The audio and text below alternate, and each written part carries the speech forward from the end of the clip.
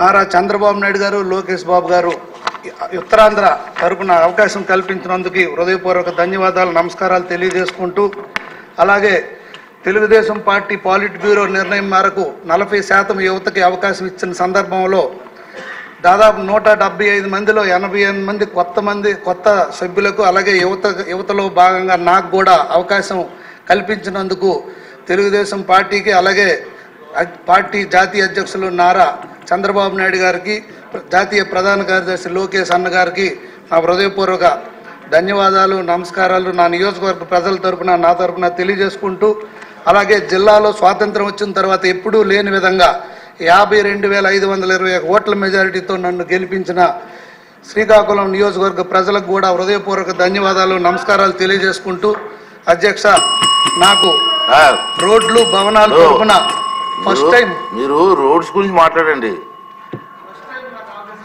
ఒకసారి ధన్యవాదాలు చెప్పాను, అయిపోయింది.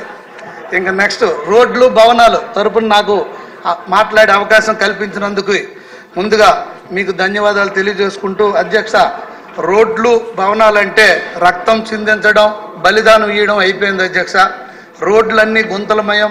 మొన్నే ఎన్డీఏ లెజిస్లేటివ్ మీటింగ్లో ముఖ్యమంత్రి వర్యులు చెప్పడం జరిగింది, రోడ్లన్నీ గుంతలు పూడ్చాలి.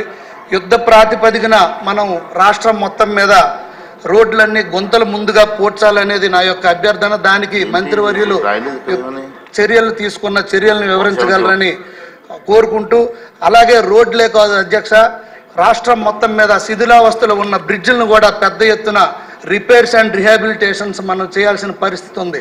ఎక్కడ ఏ రోజు ఏ బ్రిడ్జిలు పడిపోతాయో తెలియని పరిస్థితిలో ఉంది అధ్యక్ష.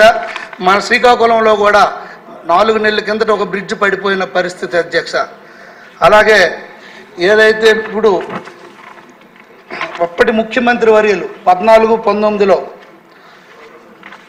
ముందు చూపుతో మన నాయకుడు ఎన్డీబీ బ్యాంక్ ద్వారా, బ్రిక్స్ కంట్రీస్ వారి ఎన్డీబీ బ్యాంక్ ద్వారా ఎన్డీబీ ప్రాజెక్ట్ని 6,200 కోట్లతో జిల్లా హెడ్ క్వార్టర్ టు మండల హెడ్ క్వార్టర్, అలాగే మండల హెడ్ క్వార్టర్ టు ఎగ్జిస్టింగ్ మండల హెడ్ క్వార్టర్ని సింగిల్ లేన్ని డబుల్ లేనింగ్ చేస్తూ రాష్ట్రం మొత్తంలో ఎటువంటి రాజకీయ ప్రమేయం లేకుండా 6 ప్యాకేజీలుగా విడగొట్టి అప్పుడు దానికి డిపిఆర్ల కోసం టెండర్ పిలవడం జరిగింది అధ్యక్ష.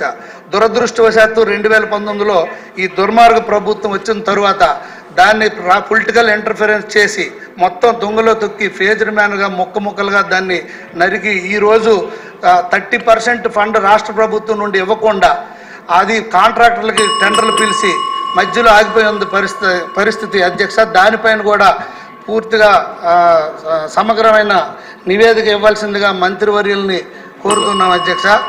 అలాగే మాకు శ్రీకాకుళం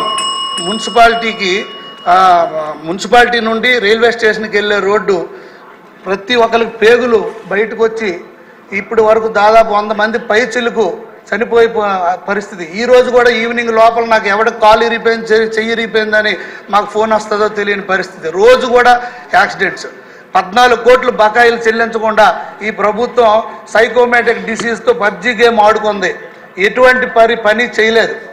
అలాంటి పరిస్థితిలో మా నియోజకవర్గం కొట్టుమిట్టాడుతుంది. ఒక పక్క మాజీ స్పీకర్ వర్యులు, ఒక పక్క అప్పటి రెవెన్యూ మంత్రి వర్యులు ఇద్దరు కూడా ఈ సభలో ఎప్పుడు మన ముఖ్యమంత్రి గారి పైన, అలాగే తెలుగుదేశం పార్టీ పైన వ్యంగ్యంగా మాట్లాడడమే తప్పితే కానీ సీరియస్నెస్ ఎప్పుడు తీసుకోలేదు మంత్రి గారు.